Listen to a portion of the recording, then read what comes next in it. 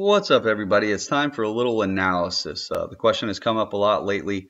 Should I be mining for Bitcoin? As people learn more and more about Bitcoin and the mining process, they want to know, is it profitable? And if it is, how should they be doing it? If you go online, you read a little bit, you're going to figure out you can do it one of two ways. You can either buy a miner, such as an Antminer S9, which is pretty much the best unit available today as far as mining power goes, or the most powerful unit, or should you be mining in the cloud? Should you buy a contract with one of the largest coin miners and simply buy hash rate from them and earn your Bitcoin that way? We're also going to take a look at, does it make sense to mine in the first place? Or should you just buy the coin? What are the risks or the benefits or the cons, pros and cons to each, and how do they compare? We're going to do that secondarily, though, because you probably clicked on this video for the answer mathematically to the question as to whether or not you should mine with your own miner, such as an Antminer, or should you mine in the cloud with a cryptocurrency mining contract. So a lot of videos out there, none of which actually go into the details and the math behind it. So that's what I want to do. I want to answer this question definitively so that we know 100% what we're doing is the way in which we can gain the most profit from our overall investment. So without further ado, let's get into a little bit of math, shall we? Okay, so we're going to use coinwars.com. They give us a mining calculator. And we can go in and plug, and we can figure out just what the profitability looks like for an Antminer, for example. But first, we need to take a look at what it's going to cost us to get one of these products. Just looking here on eBay, of course, there are a number of different ways you can get an Antminer. First and foremost, you can try and buy it from Bitmain. They are the company that manufactures these out of China. They only accept payment in Bitcoin, however. And it's a little scary when you're paying a company in Bitcoin. There are a number of horror stories out there you can read about online where people have paid them for their unit and then never actually received it, or they received it months and months and months later when it was significantly less profitable than when they ordered the actual product. So where can we go that we've got a little bit more safety in terms of buying the product? Well, we can go to eBay, we can go to Craigslist and buy it in person, of course, and potentially on Amazon. I'm not sure, I didn't check there, but for price purposes, we'll take a look at eBay and see what these things are selling for. Most recent sales here, we've got $4,000 for a pre-order. Again, this doesn't actually ship until the end of January, meaning you wouldn't get it until probably the end of February, early March, because it ships from China. And that sold for $4,000. A little bonus in this video here, by the way. Quick and easy way to identify a scam. Anyone who asks you to pay via cryptocurrency on eBay at a significantly lower rate than the going rate for whatever product they happen to be selling is a clear and obvious scam. I already clicked on these and took a look at them, but this person has sold these two, and I feel bad for the person or persons that bought them, but they got scammed. He asked for payment, of course, in cryptocurrency, and did not accept PayPal, which obviously circumvents the protection that eBay provides you. When you buy on eBay, it also circumvents the PayPal protection, and that's why you're supposed to buy through the eBay channel. You get the protection as a buyer, and you don't end up getting ripped off. Here, eBay wouldn't even have known that this person paid for the item via the cryptocurrency, so they have no way of protecting that person from getting scammed. So sorry to say that person got scammed, but glad you're watching this video, and you won't get scammed the same way they did. So let's take a look at really quickly here, what is one cost that's in hand and ready to go? There you go, $6,200. Quite a price tag. $4,600 again for a pre-shipment there. As you can see, that doesn't ship to the end of January as well. So let's just say you get a great rate on one and you're able to buy one in hand for $5,000. Of course, if you have to wait for one, you should be paying significantly less because there's a lot of risks to waiting. In reality, you're not earning while you wait. that person gets to hold your money, and the price of Bitcoin can change. Who knows? So let's say we put in $5,000. So our hardware costs $5 grand. Great. What does that buy us? It buys us 13.5 terahash in this case with an S9, meaning 13,500 gigahash. Power is 1,300 watts to run the unit. 0.12 is our power cost, about an average for the national average. I'm using a 0% pool fee. If you know how mining works, you know that you may or may not pay a pool fee depending if you choose to go that route or not. And I'm using a Bitcoin price of 16,000. So approximately what it is today. I'm not sure what it's going to be while you're watching this video. So we'll hit the little calculate button there, scroll down the page just a little bit, and we see here that our break-even point is 165 days. All right, 165 days to get your $5,000 back in equivalent Bitcoin. All right, so is that good, bad? I'm not sure. We haven't really compared it to anything at this point, but we can go down here and we can see our projected annual profit. Again, based on current difficulty rates, which probably will increase over time, they typically do, and the price of Bitcoin staying the same at 16,000, you would have a profit before your costs of $11,000, meaning you need to subtract out your $5,000 to figure out your actual profit. So for the year, you put in $5,000 and you made $6,000 over and above that $5,000. Okay, so that's the math on mining with a miner, in particular mining with an S9, an Antminer S9. What are some of the pros or cons to a miner in general? I'll start with the cons because the list is longer. First and foremost, your hardware risk. If your hardware breaks, which these things do break, they do not last forever. Some break sooner than others. You have very limited tech support with Bitmain. They're not exactly like Apple. You can't run down to the store, and get things fixed quickly. And even if you can get them fixed, and it takes time to do so, the value of these machines is always dropping. So you have to understand that if something breaks, it takes time to fix. That's money out of your pocket. Further, they are super noisy and they are super hot. So you need a separate room to run them in. Office, warehouse, whatever, and it needs to be a cool room. So you're going to have to run AC, especially in the winter time, to that room. You don't want the unit to get too hot, as it becomes inefficient and it mines less and less the hotter it gets in reality. The other thing is you really need to run these off a 220 volt power source. You don't want to run them off the 110. You're going to get right out of the wall, because why? They run less efficiently. They actually produce less terahash when you're running them at only 110 volts. So you want to run them off 220, which is basically what you run your dryer or your washer in your home off of. So that's a little bit more of an annoyance as well. That said, what are some of the positives? Well, potentially the unit could be worth something. Let's just say we're going to only do this for a year for comparative purposes with cloud mining, and you want to get out of it at the end of the year. You may have some value in the unit. If the unit is anything like the Antminer S7, it might be worth $700 a year from today. If it's anything like the Antminer D3 was, it will be totally and completely worthless, because using an Antminer D3 at this point is totally unprofitable. So you'd be crazy to buy one of those at this point. Although sucker's born every minute, so you may be able to sell it. Who knows? Okay, so those are some pros and cons to actually owning a unit. Let's look at the contractual numbers on buying a cloud mining contract, and in particular, we're going to look at contracts with Hashflare. Okay, Hashflare is one of the biggest cloud mining companies. They're one of the only ones that currently has a very good, actually, Bitcoin mining contract available. The largest one, you may have heard of it, is Genesis Mining. Doesn't currently have any Bitcoin mining contracts available, and even when they do, you have to wait a couple months for them lately to get actually started. You have to prepay the darn things, and that just hurts your profitability and increase your risk over time. Hashflare has plenty of hash rate available today.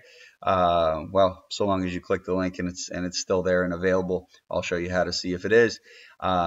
and the contracts are actually pretty good. So let's take a look at the math on those. When you come to HashFlare, this is basically what you're going to see. You're going to sign up. Right there, the sign up process is super simple and easy, and then you can go in and take a look at pricing and buy some hash rate there.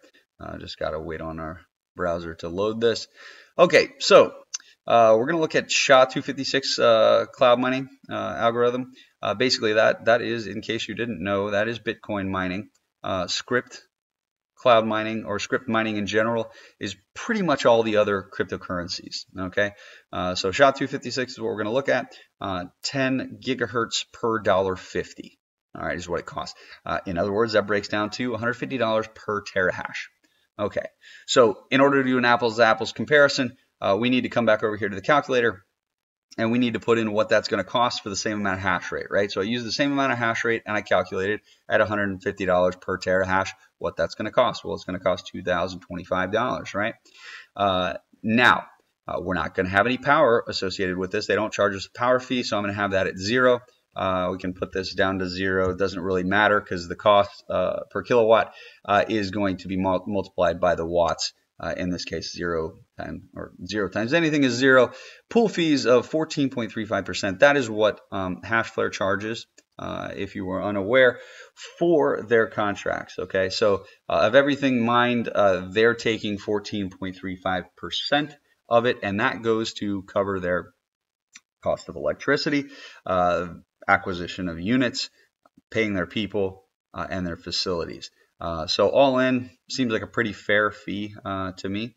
Again, Bitcoin difficulty mining, all the same, block reward, and the $16,000 price is the same. So let's calculate that and see how that runs. As you can see here, break even 69 days. All right.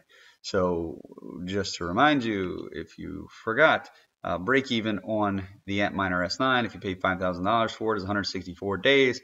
With a HashFlare contract, you're looking at 69 days for your break even with the same amount of hash rate, okay, and a significantly less amount of money out of pocket. In fact, to get the same, if you want to spend $5,000, by all means, you can do that. You're just going to make a lot more money because you're going to have a lot more terahash mining power. So let's take a look at the profitability for the year. Annual profitability right down here. Okay, come all the way to the right. 10,600. So 10,600 after your pool fees, which are right there. All right, so we need to subtract out what we paid for the darn thing, which is $2,000. So 2,000 minus 10 is 8. Pretty simple. In this case, it's $8,600. So you put in 2,000, and at the end of the year, you've got $8,600, assuming two things: one, Bitcoin difficulty stays the same, and two, the price of Bitcoin stays the same at 16,000 throughout that time frame. We know your rate of return because of difficulty will be slightly worse than that. However, as the Bitcoin difficulty goes up just a little bit every 2 weeks, it won't be drastically different. You can see that the Bitcoins mined here potentially would be 0.77, and that would be the same, by the way, with the Antminer. You're going to have the same 0.77. However, in all likelihood, you're probably going to mine a little bit less. I would guess probably closer to 0.5 Bitcoin. But for comparative purposes, this is spot on. So as you can see, the comparison between the two: one, you pay 5,000 to get 11, paying 5 to get 11, profit of 6. The other, you're paying 2 to get 10.5, with a profit of 8.5. That is pretty darn definitive. There's very little I can say other than the fact that the math doesn't lie there. We've got things apples to apples here. Mining yourself, mathematically speaking, based on a price, a going rate of $5,000 for an Antminer would be absolutely crazy, especially considering all the drawbacks involved in the power consumption, in needing a special room in your house or in your office or in your warehouse for it, because the darn thing's so loud and needs such a cold environment to operate efficiently, and needing a power source that isn't readily available in most places. As again, you plug it into the wall, you're going to get a lot less hash rate than what they suggest. They tell you that right on their website. So you know, if you're planning on mining and you want to do it for profitability, the hash flare contracts that are currently still available, I can't guarantee that they will still be available when you watch this video, but as I'm shooting it, they certainly are significantly more profitable. The only other reason you'd want to mine with an Antminer or any other such machine is simply to take up your time, and there's a lot of other things you can do better with your time. Volunteer for a charity, for example. Don't be mining Bitcoin to burn time. So that was a pretty simple thing to answer, simply using the calculators. Now let's take a look at another question. Question is, should I be mining in the first place, or should I just buy the Bitcoin? What should I do? What makes more sense? You know, what's potentially more profitable, and what has more risk in reality? Well, let's answer the risk question because ultimately that's what most people are scared of. You know, everybody knows that the profit potential is there, but at the same time, you know, being new to Bitcoin, and if you're watching this video, you're probably relatively new. You know, certainly no more than a year, I would think, into owning Bitcoin.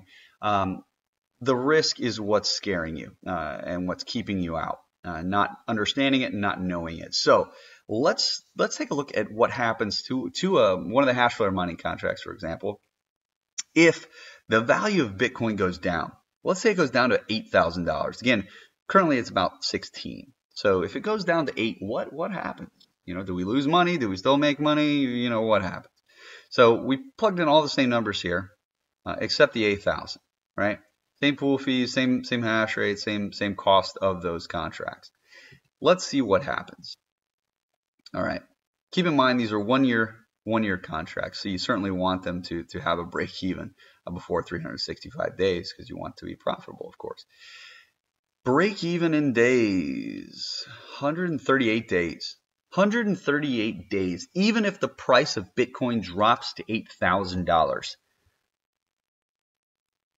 That's amazing. If you compare that to simply buying the Bitcoin, of course, you buy it at however much, you put in $1,000, the price of Bitcoin goes down from 16,000 to 8,000. You've lost half of that $1,000. You've lost 50% of your investment. With these contracts, not the case. Again, assuming a Bitcoin difficulty for mining staying the same, if the price of Bitcoin goes down, I mean day one. That's not going down over time either, averaging down. That's going down day one. You buy the contract $8,000 and remaining that low. You still make money 138 days. Oh, by the way, that's still faster than if you were to have gone over here with the Antminer and you paid, you know, $5,000 for it. That's still faster. That's pretty incredible. That just shows you how much people are overpaying for miners at this point in time. By the way, caveat to all this is that if you could get a miner for a significantly lower cost, that obviously changes the profitability calculations for mining it yourself. You would need to get this for, you know, around the $2,000 mark for it to be able to compete with the hash flare contract. You know, otherwise it's still going to lose if you have to pay more than $2,000 or, you know, approximately $2,500 for the machine. But let's take a look at this again with the hash flare contract. Do you make money? If so, how much? If the price goes down to 8,000, looks like your profit, again, not subtracting out the 2,000 yet, is 5,300. So if we subtract out the 2,000, of course, we're left with roughly $3,300 in excess of what we put in to the contract, and that's if Bitcoin's price gets slashed in half. If I were to equate this to doing something in the stock market, basically what this is allowing you to do is it's allowing you to buy stock on margin. In other words, have leverage, while at the same time have a safety net underneath, right? It's allowing you to leverage up with a safety net. You know, that's incredible. The fact that you've got the profit potential there, you've got all the upside potential of Bitcoin price increases, with less than half the downside risk. In fact, if Bitcoin goes, I didn't do the calculation to tell you the exact amount of downside risk mitigated here as a percentage of the total, but $8,000, that's 50% of the price of Bitcoin, and you're still making money. That's absolutely incredible. So to kind of answer the question, should I be buying Bitcoin outright or should I be mining? Well, there's pros and cons to both. Obviously, the biggest pro to mining is that there's built-in profitability at a Bitcoin price of 16,000. There's built-in profitability at a Bitcoin price of even 8,000. So for that reason, you have significantly lower risk when you invest in a Bitcoin mining contract as opposed to simply buying the Bitcoin and seeing what happens there. You've got the upside potential with a safety net underneath you because of the fact that they have built-in profitability from the get-go. So if you're having any questions there, hopefully that was an easy way to answer that. That was quite enlightening for myself as well when I did these calculations originally and realized just how how this strategy actually mitigates risk, and that's what we're always trying to do within our portfolio and investments, is we're trying to manage risk, without inhibiting upside potential return, and that's what a mining contract effectively allows you to do. It's the equivalent of great diversification within a stock portfolio, for example. So this is a wonderful way to get involved in Bitcoin without all the risks associated with potentially the price of Bitcoin falling, and who knows what happens. But of course, we expect the price of Bitcoin to go higher. That's why we're doing this in the first place. And if it does, that's only going to make these numbers that we've looked at here even better when it comes to mining, because at the end of the year, the Bitcoin that you've mined will be worth more, and you'll have more money at the end of the day. So hope that answers all your questions. Hope that's what you were hoping to get out of this video. We definitely know what's more profitable now, and we know that mining is actually a great way to reduce our risk in most cryptos, but especially in these Bitcoin mining contracts. By the way, if I haven't mentioned this already, the contracts that you want to get into currently are the Bitcoin mining contracts. This does change from time to time, year to year. But right now, the Bitcoin mining contracts are much more profitable than the other contracts that are available with the script algorithm, Dash, Ethereum, Zcash, what have you, all the different options that you could be mining. The Bitcoin mining contracts are by far the most profitable. So I'll leave a link down below. You can click it and go to Hashflare and sign up and check it out a little bit. And see if it's the right thing for you, and if it is, great. Hopefully I've helped you get involved.